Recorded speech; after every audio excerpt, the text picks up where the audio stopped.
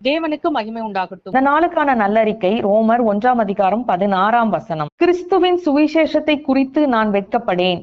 விசுவாசிக்கிறவன் எவனோ அவனுக்கு ரட்சிப்பு உண்டாவதற்கு அது தேவபலனாய் இருக்கிறது. பாவத்தின் கட்டுகளிலும் சாபத்தின் பிடிகளிலும் சிக்கி கொண்டிருந்த நம்மீது ஆண்டவராகிய இயேசு கிறிஸ்து அன்பு வைத்து விலை கொடுத்து வாங்க முடியாத அவருடைய பரிசுத்த ரத்தத்தை நமக்காக சிந்தி நம்மை மீட்டெடுத்திருக்கிறார். ஒருவேளை ஆண்டவர் நம்ம மீது கிருபையா இல்லைன்னா நம்ம நிலைமை என்ன ஆவறது? பாவிகளாகிய நாம பரலோகத்துக்கு போக முடியுமா? நம்முடைய பாவங்கள் எல்லாம் மன்னித்து பரிசுத்த தேவனாகிய அவர் நம்முடைய அப்பான்னு சொல்லிக்கிறதுக்கு வெக்கப்படவும் இல்லை. நம்மை தம்முடைய பிள்ளைகளாக ஏற்றுக்கொண்ட ஆண்டவராகிய இயேசு கிறிஸ்துவுக்கு நன்றியோடு இருக்கிறதற்காகவும் நம்ம போலவே பாவத்துல அழிந்து கொண்டிருக்கிற ஆத்துமாக்களை மீட்பதற்காகவும் கிறிஸ்துதான் ரட்சகன்ற நற்செய்திய அறிவிக்க ஒரு நாளும் வெட்கப்படக்கூடாது. அதனால நாம எல்லாரும் இந்த வசனத்தை நல்லறிக்கையாய் செய்து சுவிசேஷத்தால் நம்முடைய தேசத்தை நிரப்பலாமா?